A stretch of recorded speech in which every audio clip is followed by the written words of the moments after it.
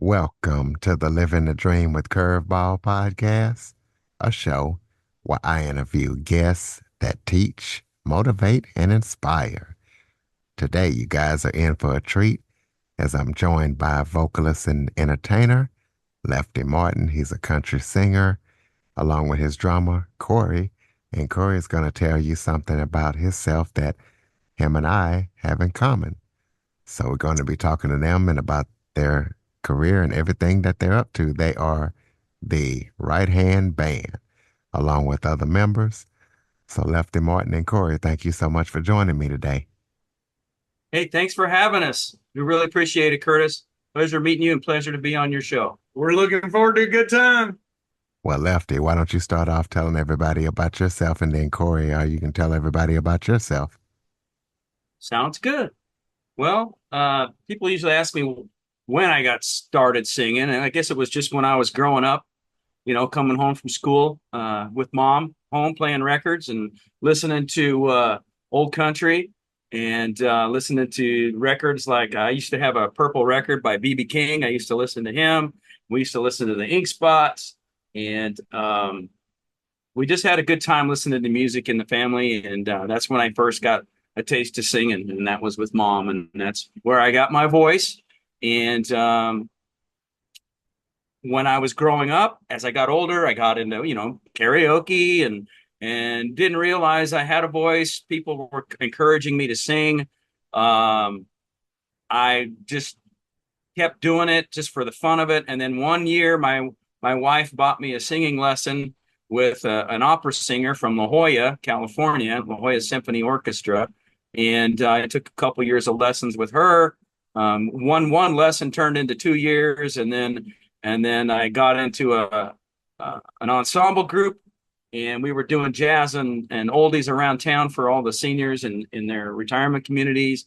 We bought $100 karaoke machine from Costco, and ended up turning that into a $30,000 sound system, all wireless for 12 people, all from the money we earned just from performing for folks around town. None of us ever took a cut. We just put it all right back into the show.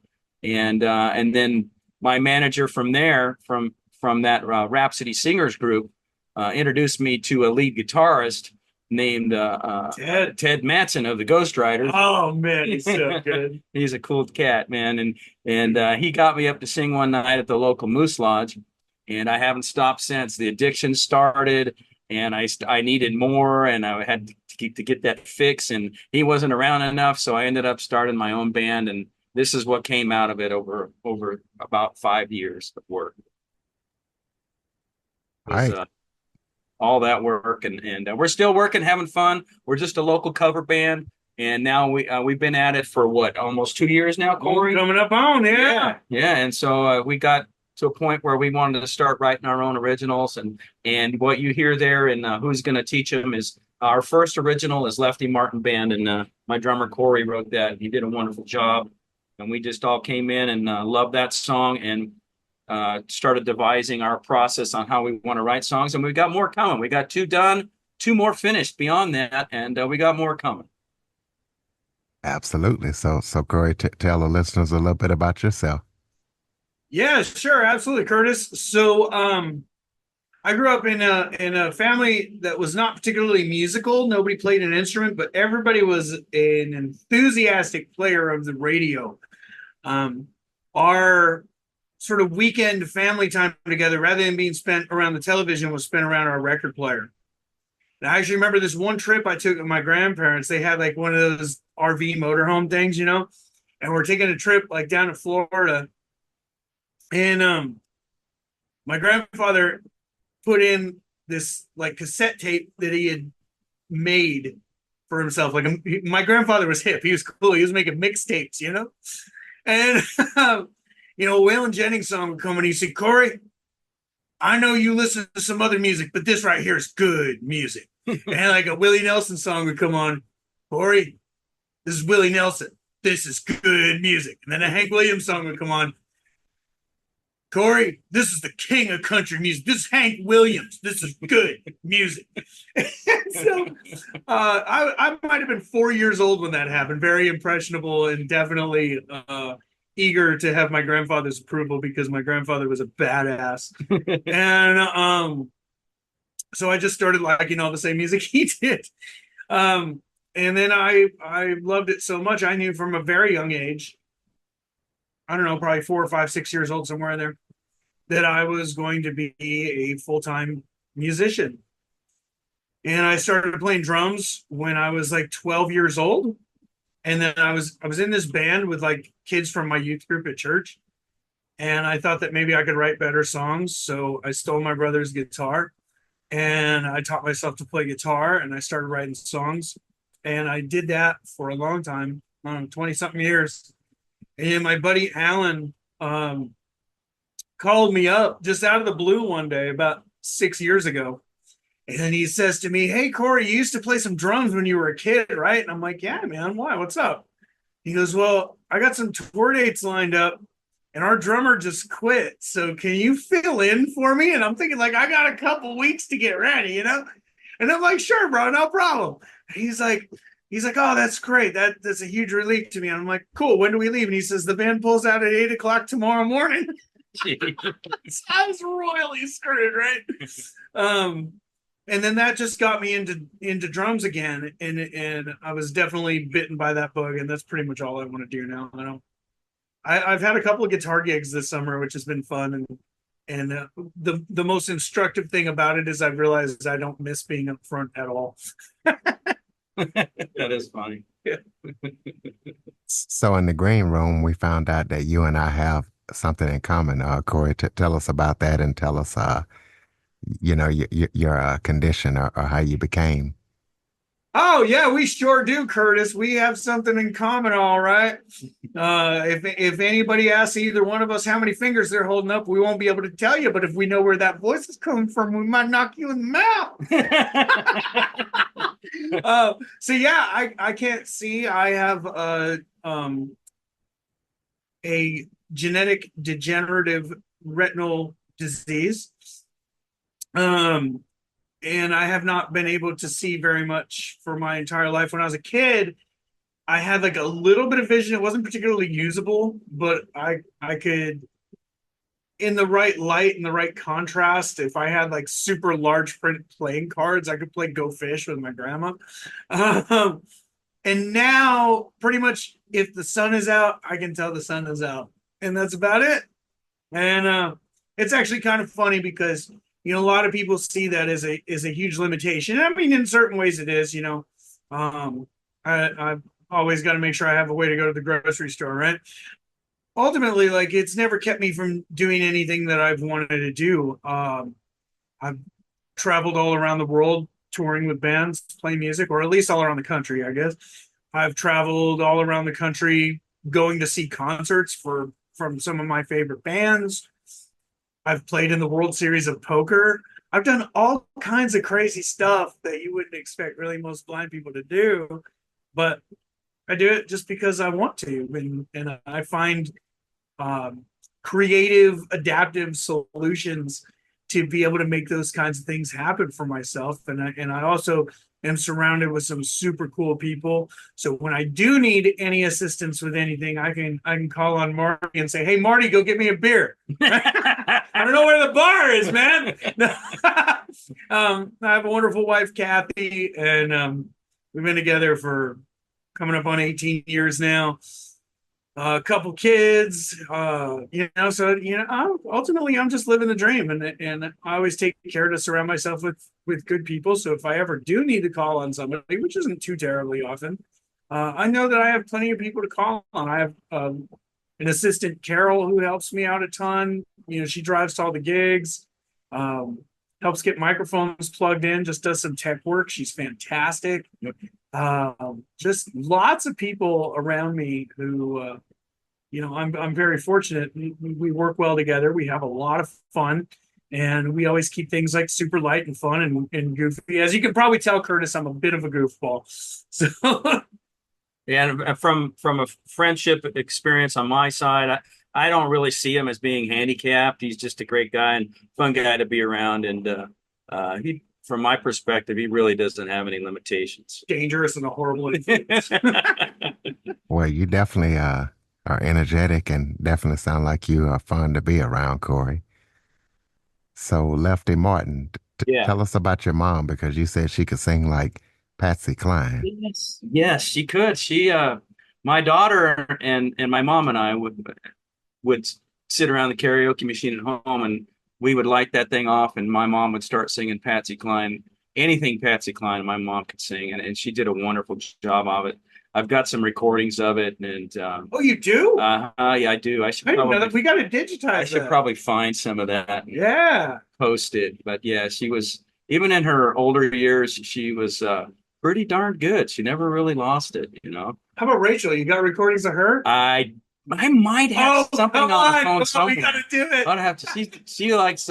My daughter is been very encouraging for me as well, and her name is Rachel. She just got married. She's had a baby on the way. She married Mitch, and they just moved from Dallas over to Knoxville. Shout out to them. Love Rachel, Mitch, love you guys. But yeah, she's got a pretty good voice too when she sings Redneck Woman. So I bet she does. I bet she tears it up.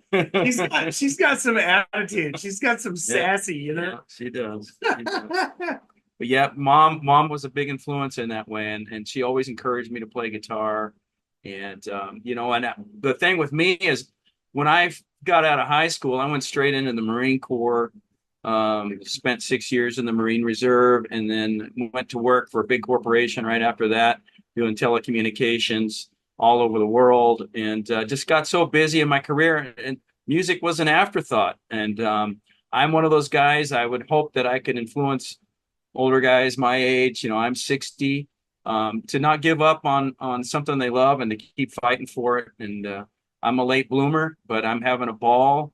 And that's how I got started. And I'm not stopping. I'm just loving it so much that I'm not so serious that I'm going to, you know, throw the mic away and just say, you know, if I can't do something right, I'm going to give up. I find another way to do it. And with encouragement from my friends like Corey and band members, we just keep trudging through and learning stuff. And I don't let my musical ability or inability affect the whole group moving forward. They're so good at and so patient with me. I got lucky and found the right guys to help support me, and I'm glad I surrounded myself with musicians that are much better than me, and I'll say that right now, because they just help me move along faster. And that's one thing I've learned in this whole process, is that you have to be open-minded and not a prima donna or a tyrant. You have to be willing to work together as a team, as a whole band, so that you move faster and you learn faster as a band. And that's one of the biggest things I've learned.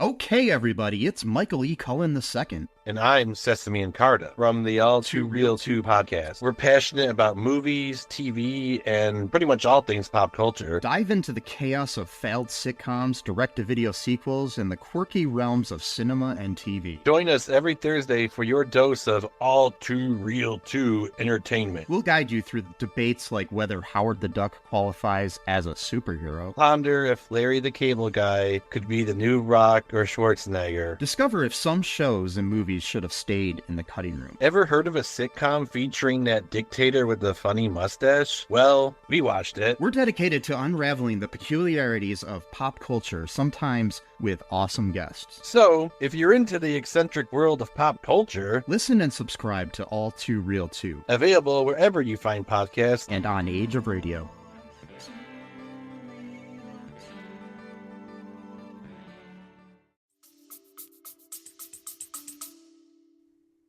Well, tell us about some of you guys' biggest musical influence. You know, Lefty, you go first, and Corey, you go next. Oh, so many. Merle Haggard, Alan Jackson, you know, Hank, Brooks and Dunn. Right now, it's like Tennessee, Chris Stapleton and Cody Jinks. Oh, baby. Cody Jinks. Randall King. Love Cody Jinks and Randall King, man. Oh, yeah. Corey and I went and saw Randall King here in town last year. Yeah. And just had a ball. Moonshine Beach. Right? Yeah, Moonshine Beach. Yeah, those are my influences. I'm sure there's many others I can't think of right now. But how about you, Corey? You got any? Oh my goodness. The thing about me is my love of music is so broad. Excuse me, Yeah, so it's not broad. just one genre either. No, not at all. To me, there's only two styles of music. There's good music and bad music. So literally on any given day, you could catch me listen to Mozart or Miles Davis or Hank Williams, any of the three Hank Williamses, senior, junior, the third, Merle Haggard, John Fogerty, or Slipknot or Rage Against the Machine, or I mean, like, I go all the way. Yeah.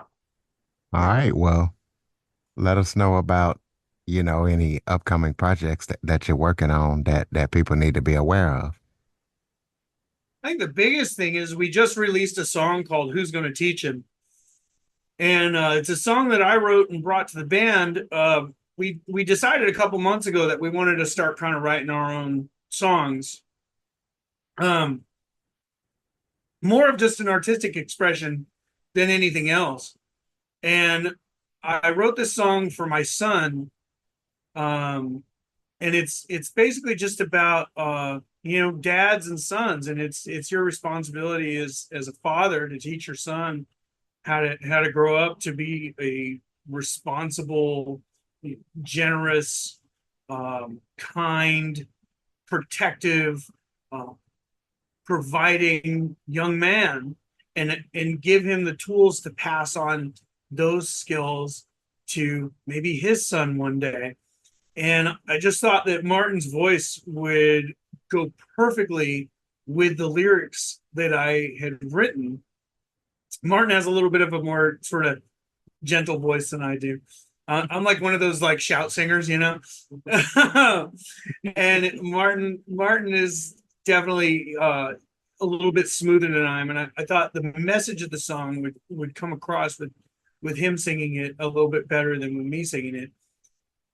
So I had him sing on it, and we were able to just release it like the week of Father's Day back in June. So just about a month ago. In fact, I think it was a month yesterday. And we're really excited about it. We, for a first song that we ever recorded together, I think it came out amazing. I've been doing this for a long time, and I've been making records for a long time, 30 something years. And I'm really, really proud of this one. I'm really proud of having written it. And then I'm really proud of the track that the band put down. I mean, we recorded the basic track of it all together: drums, bass, guitars, pedal steel.